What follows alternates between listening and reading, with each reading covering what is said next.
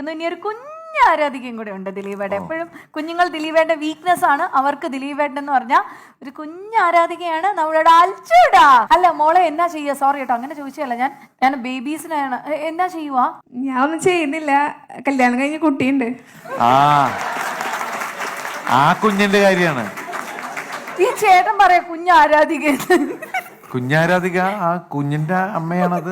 ദിലീപേട്ട നമസ്കാരം. നമസ്കാരമുണ്ട്. പേര് വൈഷ്ണവി എന്നാണ്, കൊടുങ്ങല്ലൂർ നിന്നാണ് വരുന്നത്. ഭയങ്കര ഇഷ്ടമാണ് ദിലീപേട്ടന, ഒരുപാട് ഇഷ്ടമാണ്. ഞാനിതുപോലെ ഒരു 5 മണിയൊക്കെ ഇപ്പൊ വന്നിരിക്കണാണ്. മോന് 3 വയസ്സാണ്, അമ്മയുടെ അടുത്താക്കിട്ട് വന്നാണ്.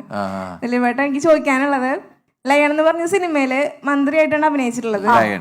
ലയണില്. അപ്പൊ അതിനകത്ത് ഒരുപാട് നല്ല കാര്യങ്ങളൊക്കെ ചെയ്യുന്നുണ്ട്, ക്ഷേമ പരിപാടിയൊക്കെ ചെയ്യുന്നുണ്ട്. റിയൽ ലൈഫില് ദിലീപേട്ടൻ മന്ത്രി ആയി കഴിഞ്ഞാല് ചെയ്യുന്ന ഒരു 3 കാര്യങ്ങളൊന്ന് പറയൂ.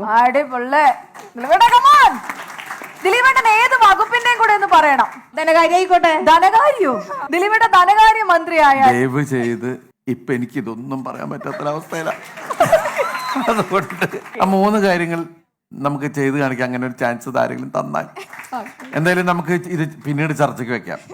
കാരണം എന്നെ സ്നേഹിക്കുന്ന ആളുകൾ എന്ന് പറയുന്നത് ജാതി മത ഭേദമില്ലാതെ കക്ഷി രാഷ്ട്രീയമില്ലാതെയാണ്. ഞാനൊരു കലാകാരനായതുകൊണ്ട് ഞാൻ എല്ലാവരുടെയും ഒരാളാണ് സത്യം പറഞ്ഞാൽ.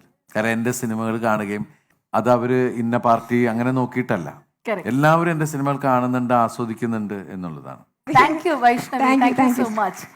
എന്തായാലും ഇതോടുകൂടി ഭയങ്കര സന്തോഷമുണ്ട്. കാര്യം വോയിസ് ഓഫ് സത്യനാഥൻ എന്ന ദിലീപേട്ടന്റെ സിനിമ തിയേറ്ററിൽ ബിഗ് സ്ക്രീനിൽ വരാനായിട്ടിരിക്കുകയാണ്. ഞങ്ങളുടെ എല്ലാവരുടെ, ഞങ്ങൾ മാത്രമല്ല കണ്ടുകൊണ്ടിരിക്കുന്ന എല്ലാവരുടെ എല്ലാ സപ്പോർട്ടും പ്രേയേഴ്സും ദിലീപേട്ടനോടൊപ്പം തന്നെ ഉറപ്പായിട്ടുണ്ടാവണം. കാരണം നിങ്ങളുടെ ഈ 2 മണിക്കൂർ 20 മിനിറ്റ് എന്ന് പറയുന്നത് എനിക്ക് ഇപ്പം ഏറ്റവും വാല്യുബിൾ ആയിട്ടുള്ള ഒരു കാര്യമാണ്.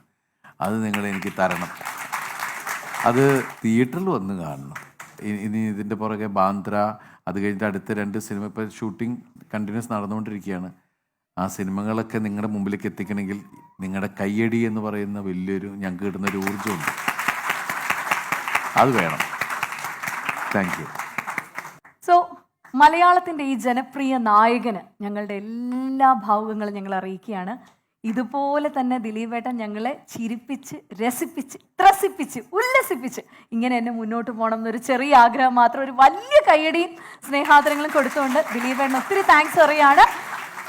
ഒരു ബിഹൈൻഡ് വുഡ്സിന് വേണ്ടി ദിലീപേട്ടൻ്റെ ഈ വാല്യൂബിൾ ടൈം മാറ്റിയതിന് ചെറിയ സമ്മാനമുണ്ട്. പക്ഷേ ഇത് തരുന്നതിന് മുമ്പ് ഞങ്ങളുടെ ഒരു ചെറിയ ആഗ്രഹമാണേ, ഞങ്ങൾക്ക് വേണ്ടി അതൊന്ന് സാധിച്ചു തരുമോ? കാര്യം ഇവിടെ വേറൊന്നുമല്ല, എല്ലാവരും പറയുന്നുണ്ടായിരുന്നു ഇനി ഒരു 2ാം ഭാഗം ഉണ്ടെങ്കിൽ റൺവേയുടെ 2ാം ഭാഗം കാണണം എന്ന് ആഗ്രഹമുണ്ട്. കാരണം വാളയാർ പരമശിവമായിട്ട് നമ്മുടെ മുന്നിൽ വരണമെന്ന്. ദൈവമേ, ഞങ്ങള് തീർച്ചയായിട്ടും ഞങ്ങൾ ജോർജ് സാറിൻ്റെ അടുത്ത് പറയുന്നുണ്ട്, ജോർജ് സാറിൻ്റെ അടുത്ത് നമുക്ക് പ്രാർത്ഥിക്കാം.